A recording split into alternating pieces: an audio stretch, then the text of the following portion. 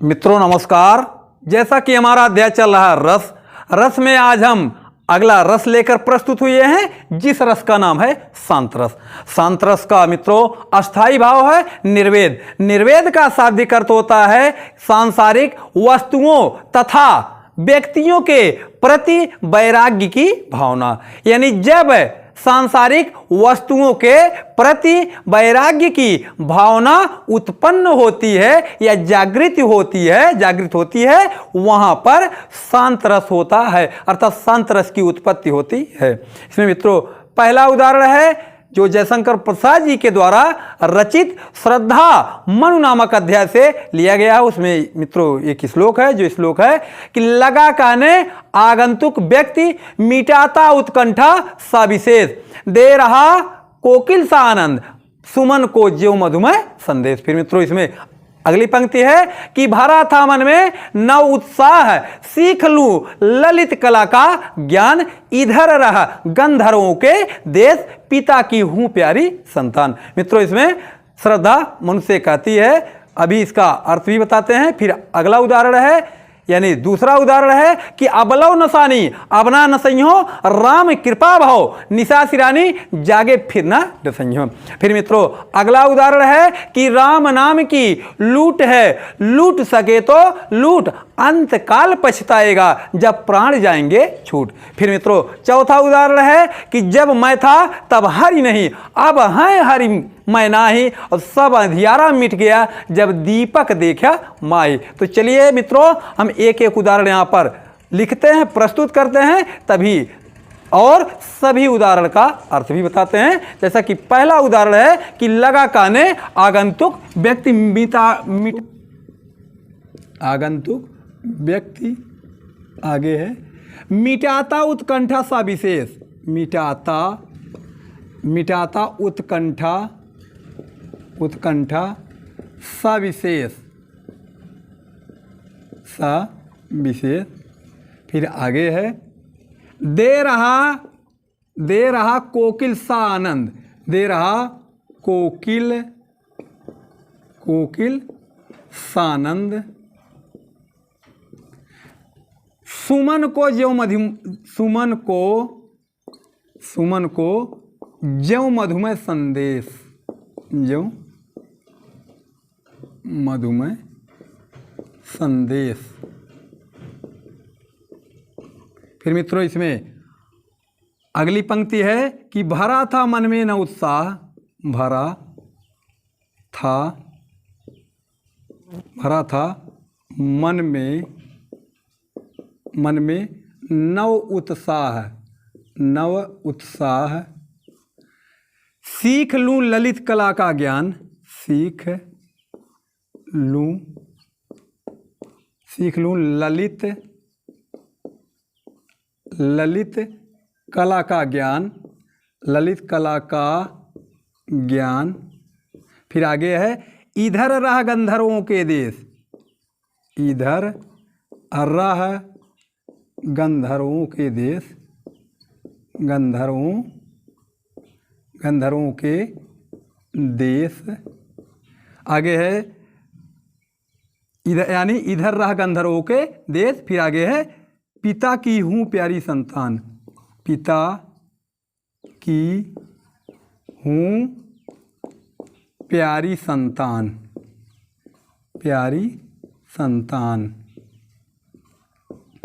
तो मित्रों देखिए इसका हम अर्थ जानते हैं कि लगा कहने आगंतुक व्यक्ति मिटाता उत्कंठा सविशेष। मित्रों याद देखिए श्रद्धा मनु नामक अध्याय से, अर्थात जयशंकर प्रसाद जी के द्वारा रचित श्रद्धा मनु नामक अध्याय से लिया गया है। इसमें देखिए श्रद्धा कहती है, यानी लगा कहने आगंतुक व्यक्ति, आगंतुक माने श्रद्धा को यहाँ उपमा दी गई है, अर्थात श्रद्धा को कहा गया है, यानी श्रद्धा बताना शुरू करती है, मिटाता उत्कंठा सविशेष, अर्थात मनु की इच्छा को, यानी मनु जो उसकी जानने की इच्छा थी उसको मिटाने के लिए, यानी अपना परिचय श्रद्धा देना शुरू करती है, अर्थात अपना परिचय बताना शुरू करती है।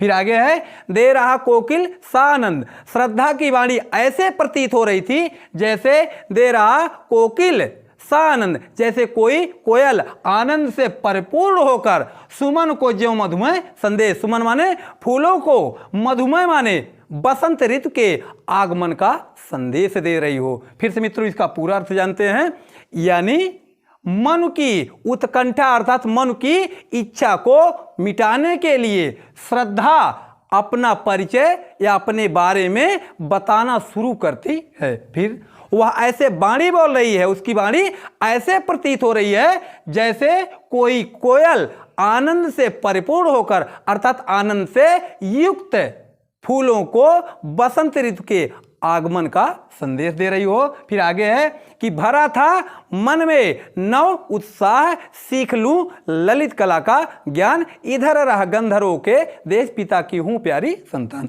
फिर मित्रों आगे यानी श्रद्धा कह रही है कि भरा था मन में नव उत्साह, मेरे मन में नवीन उत्साह भरा हुआ था, सीख लूं ललित कला का ज्ञान, यानी ललित कला मित्रों होता है नृत्य संगीत जो आदि होते हैं वह ललित कला के ही अंतर्गत आते हैं। अर्थात श्रद्धा कह रही है कि मेरे मन की यह इच्छा थी कि ललित कला का ज्ञान सीख लूं, अर्थात ललित कला के ज्ञान को सीखने की इच्छा थी।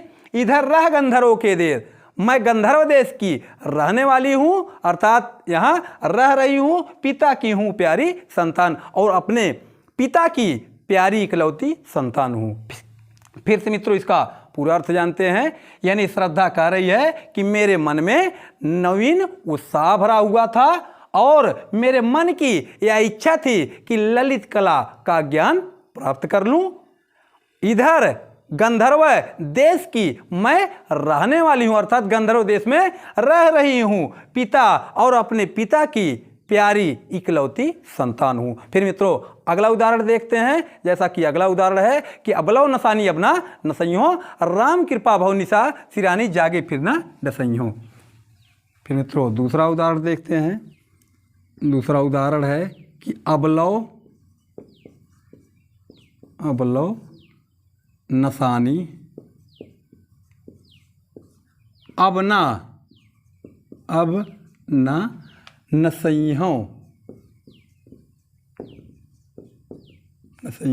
आगे है राम कृपा भव निशा सिरानी, राम कृपा भव निशा सिरानी,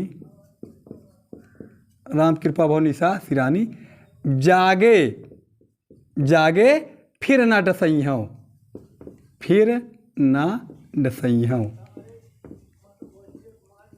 जागे फिर ना डसइयों। यह देखिए मित्रों, यानी तुलसीदास जी के द्वारा रचित यह पंक्ति है, यानी अबलव नसानी अबना नसइयों, यानी कवि के कहने का अर्थ यह है, कोई स्त्री है कि कह रही अबलव नसानी, अब तक मैंने जो अपना समय नष्ट किया अर्थात व्यतीत कर दिया, अब ना नसइयों, अब मैं अपना समय व्यर्थ नहीं करूंगी, अर्थात अपना समय नष्ट नहीं करूंगी। राम कृपा भव, राम की मुझ पर कृपा हो जाने पर, निशा सिरानी जो मेरे अंदर मोह रूपी रात्रि थी वह क्या हो गई, बीत गई, अर्थात समाप्त हो गई। जागे फिरना डसइयों, यानी आगे है जागे फिरना डसइयों, अब मैं जग गई हूं, अब मैं सोने वाली नहीं हूं। फिर से मित्रों इसका पूरा अर्थ जानते हैं, यानी कोई स्त्री है कह रही है कि अब तक मैंने जो अपना समय व्यतीत किया अर्थात नष्ट किया, अब मैं अपना समय नष्ट नहीं करूंगी। राम की कृपा हो जाने पर जो मेरे अंदर मोह रूपी रात्रि थी वह शांत हो गई अर्थात दूर हो गई और मैं अब जग गई हूं, यानी जाग करके जगने के बाद मैं अब सोने वाली नहीं हूं। फिर मित्रों इसमें अगला उदाहरण देखते हैं। मित्रों तीसरा उदाहरण है राम नाम की लूट है, राम नाम की लूट है, लूट है, लूट सके तो लूट, लूट सके तो लूट। आगे है अंत काल पछताएगा, अंत काल पछताएगा, अंतकाल पछताएगा, जब प्राण जाएंगे छूट, जब प्राण जाएंगे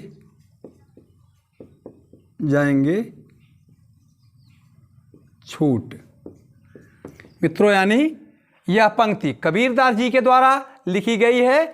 यानी उन्होंने कहा है कि राम नाम की लूट है, लूट सके तो लूट और अंतकाल पछताएगा, जब प्राण जाएंगे छूट। यानी कबीरदास जी कह रहे हैं कि राम नाम की लूट मची है, अर्थात राम का नाम ले लो। और आगे है लूट सके तो लूट, यानी यदि आप राम का नाम लेना चाहते हैं, स्मरण करना चाहते हैं, तो राम का नाम ले लीजिए, अर्थात स्मरण कर लीजिए। अंतकाल पछताएगा, और अंत में हे मानव तू अंत में पछताता ही रहेगा, जब प्राण जाएंगे छूट, जब प्राण निकल जाएंगे, अर्थात जब आपकी मृत्यु हो जाएगी। जब तुम्हारी मृत्यु हो जाएगी तो तुम क्या करोगे? तुम पछताओगे कि मैंने राम का नाम नहीं लिया, मैं राम की पूजा नहीं किया, इसलिए राम का नाम ले लो। फिर मित्रों, अगला उदाहरण इसमें आता है, यानी चौथा उदाहरण है कि जब मैं था तब हरि नहीं, अब हरि है मैं नहीं, और सब अंधियारा मिट गया, जब दीपक देखा माई। यानी चौथा उदाहरण है कि जब मैं था तब हरि नहीं,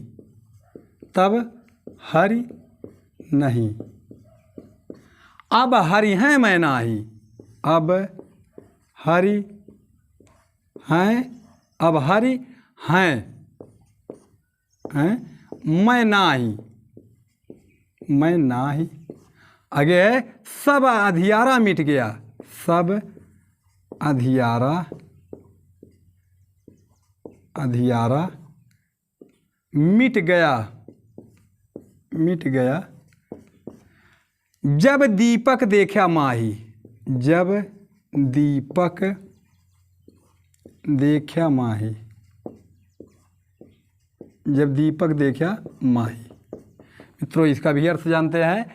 यानी यह भी कबीरदास जी के द्वारा रचित पंक्ति है, लिखी गई पंक्ति है। यानी कबीरदास जी ने एक इस पंक्ति में कहा है कि जब मैं था, जब मेरे अंदर घमंड था, मैं माने घमंड या अहंकार, जब मेरे अंदर घमंड था, अहंकार था, तब हरि नाही, तब मेरे अंदर हरि का प्रवेश नहीं हुआ। अर्थात जब मेरे अंदर घमंड था, अहंकार था, तो मुझे ज्ञान की प्राप्ति नहीं हुई। अब हरि हैं मैं नाही, अब मेरे अंदर ज्ञान हो गया, ज्ञान प्राप्त हो गया, अर्थात ईश्वर से मेरी मुलाकात हो गई। यानी अब हरि हैं मैं नहीं, और मेरे अंदर से जो घमंड था, जो अहंकार था, वह क्या हो गया? दूर हो गया। सब अंधियारा मिट गया, मेरे अंदर जो अज्ञानता की भावना थी वह क्या हो गई? दूर हो गई, अर्थात ज्ञान में बदल गया। जब दीपक देखा माई, जब मेरे अंदर ज्ञान की प्राप्ति हुई, अर्थात जब मेरी मुलाकात ईश्वर से हुई, तो मेरे अंदर जो घमंड था, जो अहंकार था, वह सब क्या हो गया? दूर हो गया, अर्थात शांत हो गया। मित्रों, इस प्रकार से देखिए यहाँ पर शांत रस के 4 उदाहरण हुए। यदि 4 उदाहरण आप लोगों को अच्छे लगे हो, इनका अर्थ भी आप लोगों को अच्छा लगा हो, तो प्लीज़ वीडियो को लाइक करें, शेयर करें और चैनल को सब्सक्राइब करना ना भूलें। मित्रों, फिर मिलते हैं अगले वीडियो में, तब तक के लिए आप सभी को धन्यवाद।